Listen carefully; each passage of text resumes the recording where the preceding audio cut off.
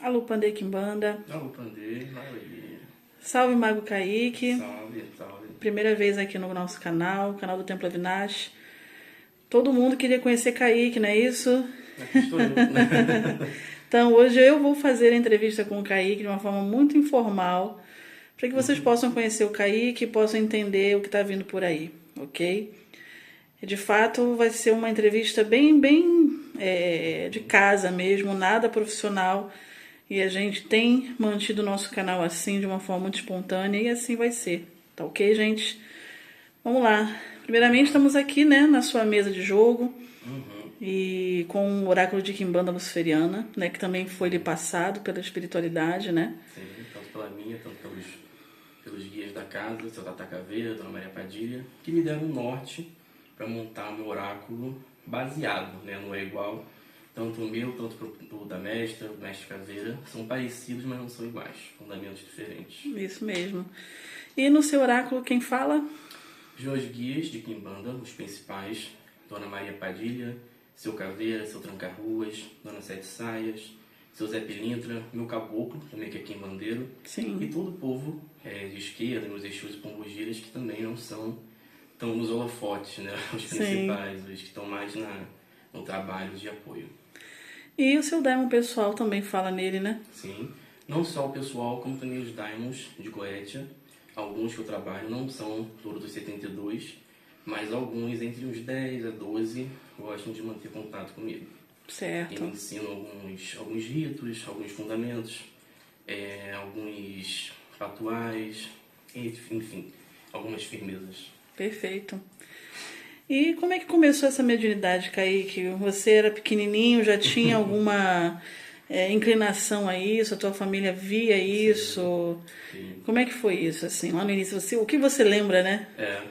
Bom, desde pequeno já tinha experiência com a espiritualidade. Eu já nasci numa família que, pela parte materna, eu tinha minha avó, que era iniciada. Hoje em dia, conversando com a mestra um pouco, nós acreditamos que seja uma Umbanda Molocô, onde minha avó era iniciada para Xangô e Oxum. E trabalhava com alguns guias, que eu não me lembro ao certo, com certeza, quem eram esses guias. Já até cheguei a perguntar no oráculo, mas não me deu uma orientação muito certa. Já faz muito tempo, também ela já é falecida. Mas pelo que eu me lembro e familiares me falaram, é a Dona Sete Encruzilhadas, Exu Barabô, não é o Marabô, é o Barabô, Vovó Campina de Angola e outras entidades. E devido a essa minha ligação na família materna com a minha avó, eu sempre estava muito incluso por um período da minha vida que eu vivia com a minha avó materna e com a minha mãe na mesma casa.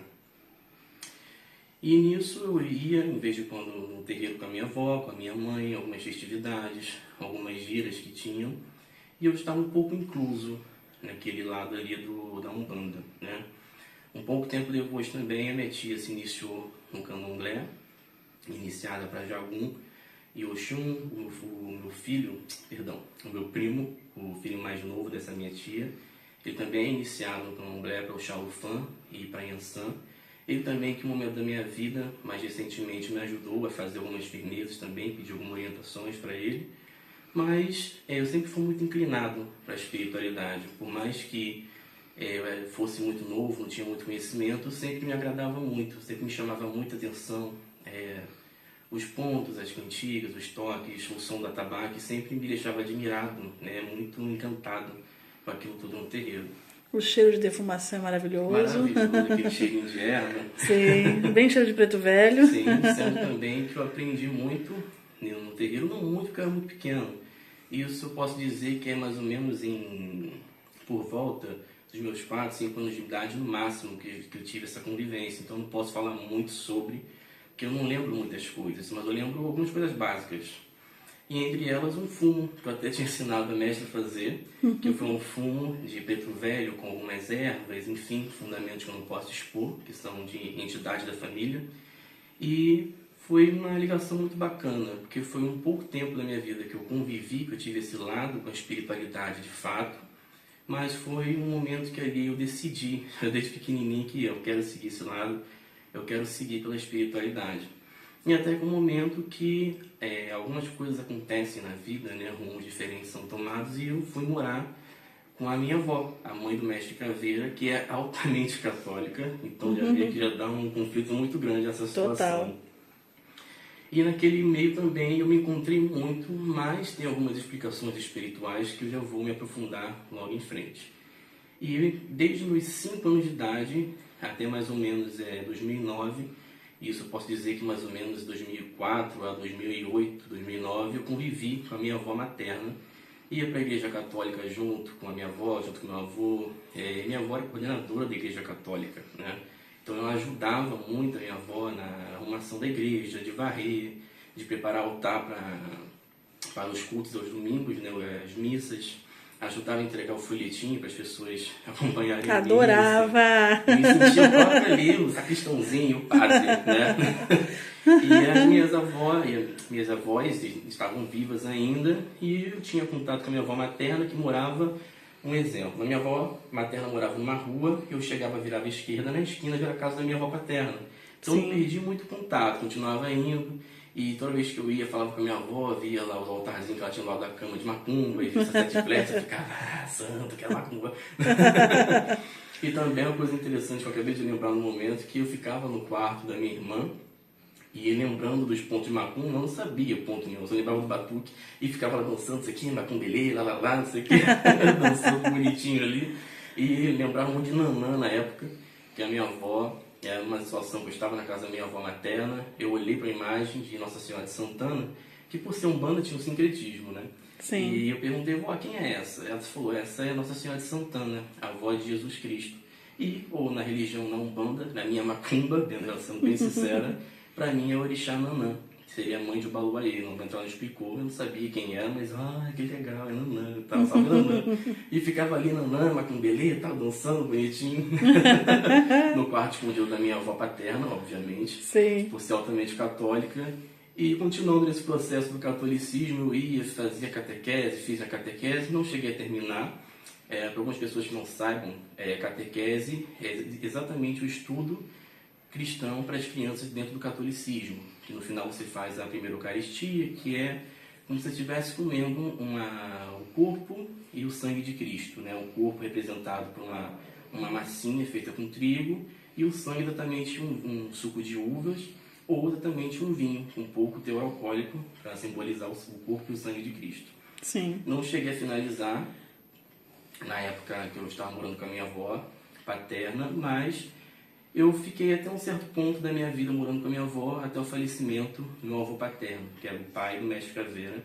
Após esse momento, o mestre Caveira me buscou novamente, porque ele tinha me deixado na casa da minha avó, porque no momento ele trabalhava muito, ele vivia viajando, viagens a trabalho, fazia reconhecimentos, enfim, na profissão dele, né, na questão profissional Sim. dele. Então eu fiquei com a minha avó naquele momento, até que o mestre Caveira decidiu fazer home office para poder cuidar de mim, passar mais tempo comigo, enfim. Fui morar com o mestre Caveira, a vida foi passam-se os anos, situações estão acontecendo dentro de casa, e que o mestre Caveira ele foi convidado por um amigo dele de trabalho, um funcionário dele, para visitar um terreiro de Candomblé, que é aqui no Rio de Janeiro, que ficava em Magé, que era o terreiro do seu Tiriri, rei das 7 encruzilhadas, que era um candomblé, que era um pai de santo sério, seríssimo, a entidade realmente vinha, era um terreiro familiar. E ali me acendeu, me despertou novamente, opa, macumba. Nesse tempo que eu era pequeno, eu acabei pensando em outras coisas, focando em estudo, vivendo a minha vida, até que eu cheguei no terreiro e inicialmente, a primeira vez que eu fui, era um dia de consulta. Então era o dia umbanda, vamos dizer. Começava tocando para caboclo de pena, depois vinha os boiadeiros, vinha os pretos velhos e depois começava para Exu lá para umas 7, 8 da noite. No primeiro momento que eu estava sentado na cadeira, começou a tocar o atabaque, saudar os caboclos, eu senti um mal-estar terrível. E eu a visão ficou meio acinzentada, comecei a passar a mão, derretendo na cadeira, eu senti que eu estava derretendo, que nem um sorvete no sol na cadeira. E eu pensei, caraca, ou realmente aqui a coisa é pesada, não tem santo, ou isso realmente é santo e eu estou passando mal. Né? Sim. Conhecendo hoje em dia o seu Pantera Negra, que é o meu caboclo bandeiro, então a gente entende, né? Já se explica por muita coisa o que eu estava sentindo naquele momento, era o Sim. seu Pantera Negra, de Sim. fato. E aí eu falei, opa, agora eu posso voltar a fazer minhas macumbas. Porque eu sempre tive uma intuição muito forte. Hoje, entendendo minha mediunidade, eu consigo entender que já é uma comunicação de todo o povo que me acompanha. Sempre foi, né? Sempre foi. Então, assim, é uma situação muito interessante também, porque eu achava que a intuição era só um fato mental, subconsciente. Não. Eu fui aprendendo cada vez mais. A vozinha que eu sempre escutei dentro da minha cabeça, na verdade, eram os meus guias. Eu sempre escutei uma voz dentro da minha cabeça. Diferentemente da mestra, que é como se ela estivesse realmente conversando com outra pessoa que está em terra. Às vezes acontece comigo também, não vou mentir. Mas é com muito mais frequência eu escutar dentro da minha cabeça, uma voz dentro da minha cabeça, do que alguém falando comigo, como se estivessem conversando, sabe? Então, eu falei, agora a oportunidade que eu tenho, já que meu pai está inclinado para macumba, é agora que eu vou, me pegou aqui, agora que eu vou fazer minhas macumbas. Eu sempre tive uma afinidade muito forte com o caboclo, com a energia dos caboclos com o povo de mata. Então eu falei, vou começar por caboclo, que é uma coisa leve, e depois eu vou aumentando aos super poucos, leve. Tipo assim, nem saber que era ser um Pantera Negra, super leve. Sem saber o que me esperava, o que me aguardava. Né, Acabou com o bandeiro de frente, leve. E eu falei assim, eu me auto-intitulei. Esse é o problema dos jovens na macumba, eles se auto-intitulam entidade tal. Mas também porque a minha intuição, eu tinha uma intuição muito forte com seus 7 flechas. Então eu falei... E ele também faz parte do enredo, também né? faz parte do meu enredo. Pode ser por causa da minha avó, pode ser, porque ela também trabalhava com seus 7 flechas. Sim. Mas não tenho certeza, não cheguei a verificar. É até uma opção para verificar hoje em dia. Sim. Né? Tipo assim, casa de ferreiro de pau, né? Não cheguei a verificar. Mas a minha intuição falava muito forte, 7 flechas. Então eu comecei a cultuar seus 7 flechas. Não cheguei a procurar na internet, procurei algumas coisinhas, mas achei, isso aqui é fraco, não vai dar para o que eu quero fazer. Então, naquele momento também já me veio a intuição de assentamento para caboclo, que já não é normal. Na Umbanda, normalmente não se assenta caboclo, é mais uma firmeza. É verdade. E eu não tenho muita propriedade para falar de Umbanda, porque eu não fui médium no vestir branco dentro de um terreiro de Umbanda. Você já foi logo pro preto, né, Kaique? Eu já fui logo pro preto, pra isso aqui, ó. Há muito tempo, já fui logo pro lado negro da força, né? Pegaram, te trouxeram na marra. Pegaram pela orelha, assim, é aqui que você vai ficar. Eu me lembro que no início, quando você conheceu o templo, e ainda era no bairro da Praça Seca, e você sentiu uma força muito grande ali, uma presença muito grande, né? E você nunca tinha ido a um templo assim. Eu nunca tinha ido a um templo. Então era uma coisa que não fazia parte nenhuma, assim, do teu cotidiano, né? Exatamente. E de repente você sentiu que ali tinha de fato algo também relacionado a você, né? Sim. Você fazia parte de alguma maneira daquilo ali, né? Exatamente, senti a força, né? Sim. A primeira vez que eu entrei, e eu achei isso interessante, porque eu entrei no templo, no corredor, não senti nada, assim, vamos dizer. Sim. Mas eu estava no corredor ainda do templo, passei pela porteira, mas quando eu entrei exatamente dentro do templo, na casa, na sala de Lúcifer, ali eu fui devagarzinho assim, botei a mão para trás, me explorei, fiquei ali, minha cabeça rodando, eu falei, caraca, cara, aqui tem coisa aqui. Não sei o que tem aqui, mas peço meu agô, meus respeitos, não estou aqui, estou com respeito. Sim. E eu lembro de olhar assim, ver a sala dos assentamentos e ver quem que eu vi de primeiro, seu Tata Caveira, e eu vi ali, tinha muita força no assentamento, deu pra perceber também. Sim. E eu, tipo, eita, aqui tem coisa que, aliás, no dia que eu visitei o templo pela primeira vez, eu fui convidado pela mestra para participar pela primeira vez na minha vida do ritual luciferiano. Sim. Que foi uma experiência ali que, assim, surreal.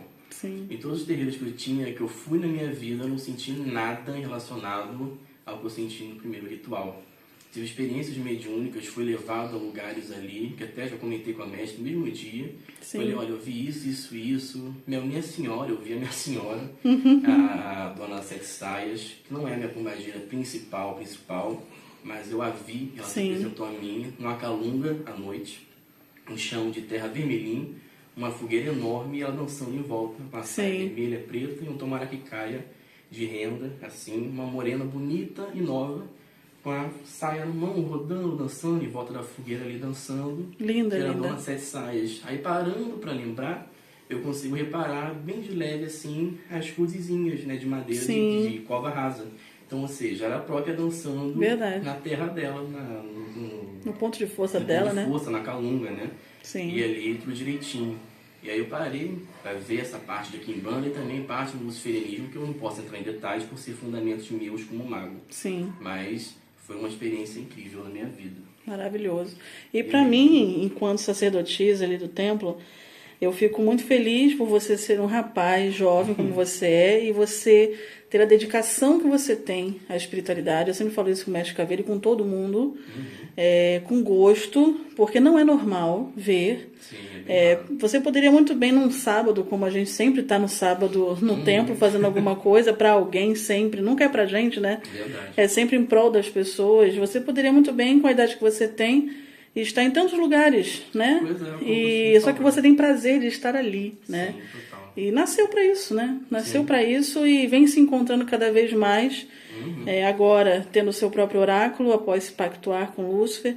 Embora o pacto veio há pouco tempo, porém depois de muito trabalho. E a minha observação e a observação da egrégora, né? Sim.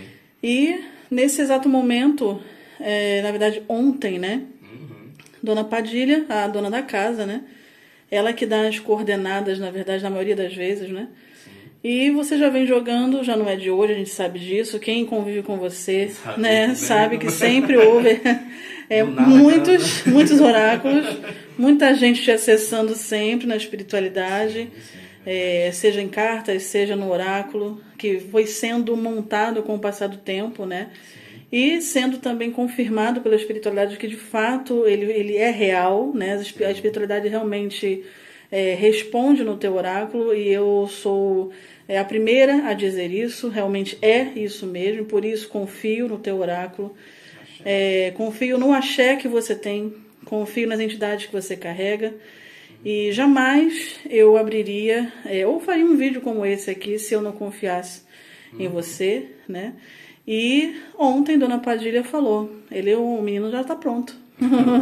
O menino já está pronto para jogar, o menino já está pronto para atender multidões e deixa com ele, porque ele sabe o que fazer. Ele tem, sim, orientação da espiritualidade, ele sabe o que fazer. Então, deixa com ele, deixa na mão dele, fique tranquila. Então, sendo assim, por isso nós estamos fazendo esse vídeo hoje aqui no canal, para que vocês conheçam um pouquinho do Kaique. Vão vir outros vídeos, muitos mais aí, o Kaique mesmo fazendo para vocês. E para dizer que está inaugurado o oráculo de Quimbanda Luciferiana do Mago Kaique.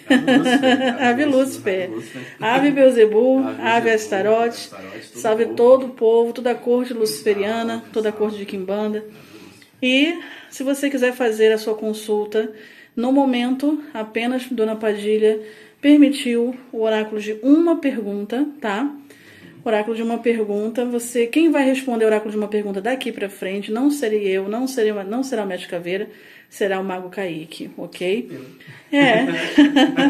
E está chancelado por mim, como sacerdotisa do Templo Avinash, que você está pronto para isso, Kaique. E nós ficamos muito emocionados, ser papai e mamãe, por saber que você está no caminho, por saber que e a gente conseguiu nesse tempo, também com permissão da tua espiritualidade, encaminhar você da forma que eles queriam, né?